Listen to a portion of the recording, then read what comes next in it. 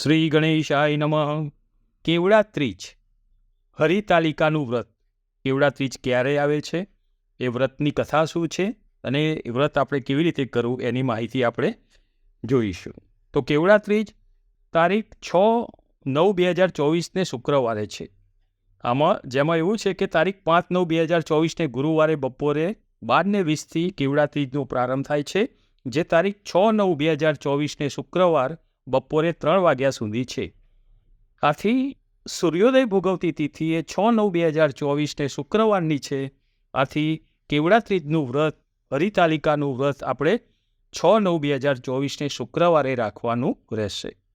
આ દિવસે વરાહ જયંતિ પણ છે. ભાદરવા સુદ ત્રીજને દિવસે જે વ્રત કરે, વ્રત કરનારે સવારે સ્નાનવિધિ કરી અને મહાદેવજીના મંદિરે ભક્તિભાવપૂર્વક દર્શન કરવા, પૂજા કરવી અને બ્રાહ્મણ દ્વારા પૂજા કરાવવી. શક્ય હોય તો મેરુના મહાદેવજી એટલે કે માટીના શિવલિંગ બનાવવું અને એનું પૂજન કરાવવું અને બિલીપત્ર, પુષ્પ બધું ચઢાવવું.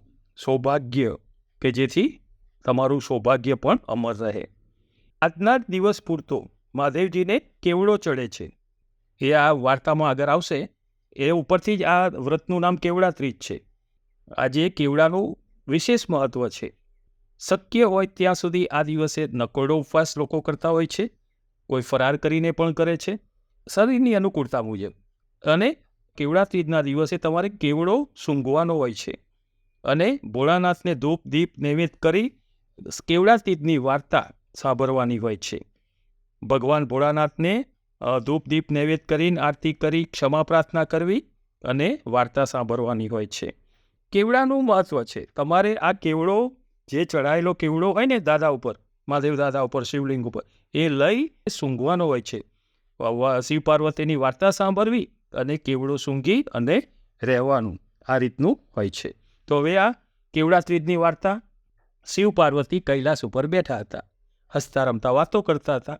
એમાં વાતમાંથી વાત નીકળી અને પાર્વતી માતાએ પૂછ્યું કે હે નાથ, તમને પરણવા મેં ઘણા વ્રતો કર્યા, પણ એમાં કયા વ્રતના પ્રભાવથી હું આપ જેવા કૃપા સિંધુ જગત સ્વામી ને હું મેળવી શકી અને તમને મેળવવા હું ભાગ્યશાળી થઈ, તે મને કહો.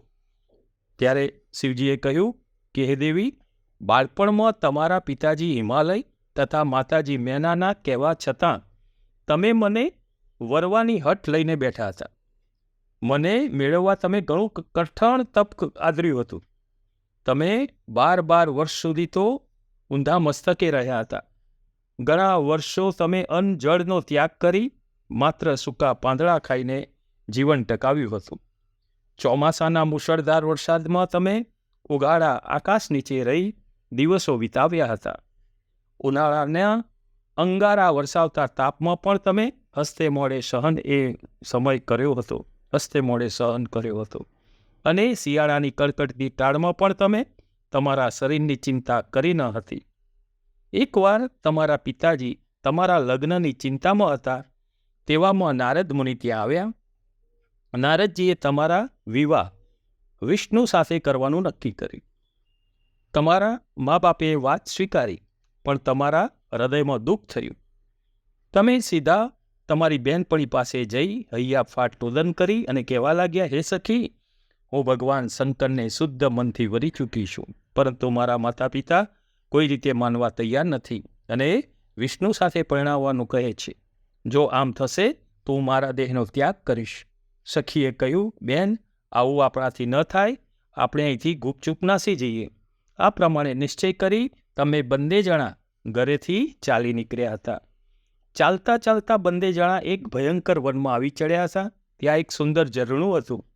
બંનેને તરસ લાગી હતી એટલે તેમાંથી પાણી પીધું અને પાસે એક ગુફા હતી, તેમાં ગયા તમે અને રેતીનું શિવલિંગ બનાવી ભોજન તજી દઈ મારું પૂજન કર્યું. જાત જાતના વનફૂલો, બિલીપત્રો અને કેવડો મને ચડાવ્યો. તે દિવસે ભાદરવાની અજવાળી ત્રીજ હતી અને હસ્ત નક્ષત્ર હતું. તમારા વ્રતથી હું પ્રસન્ન થયો અને મેં વરદાન માગવા કહ્યું. તમે બોલ્યા, હે દેવાધિદેવ, જો તમે પ્રસન્ન થયા હો તો તમે મારા પતિ થાઓ.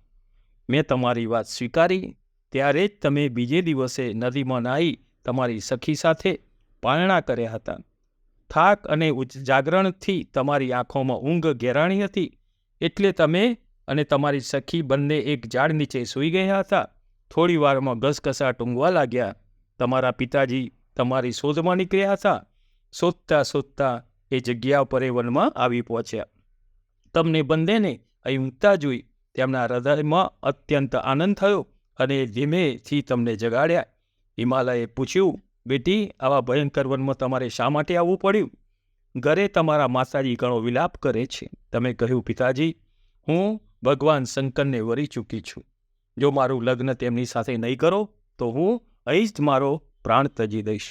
તમારા વ્રતના પ્રભાવે તમારા પિતાજીએ તમારી વાત સ્વીકારી અને તમને ઘરે લઈ ગયા અને તમારું લગ્ન મારી સાથે આ રીતે થયું.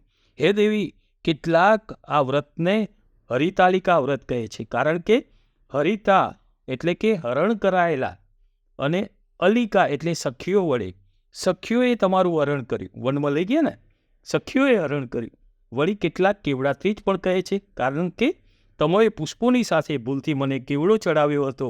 એ કેવડો મને ચડતો નથી, છતાં તમારા સ્નેહને આવેશમાં, તમારા નિર્દોષ ભાવે તમે જે સ્નેહમાં જે ચડાવ્યો હતો, એટલે મેં એનો સ્વીકાર કર્યો હતો.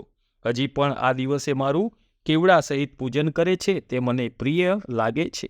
આ વ્રત કરનારની મનોકામનાઓ પૂર્ણ થાય છે. બીજું, આમાં આ વ્રત કરનારનું અખંડ સૌભાગ્ય પ્રાપ્ત થાય છે અને પરલોકમાં પણ તે ઉત્તમ ગતિ પામી શિવલોકમાં વાસ કરે છે. કપૂર ગૌરમ કરુણાવતારમ સંસાર સારમ ભુજેન્દ્રહારમ સદા વસંતમ હૃદયાર વિંદે ભવમ ભવાની સહિતમ નમામિ. નમઃ પાર્વતી પતે. હર હર મહાદેવ હર.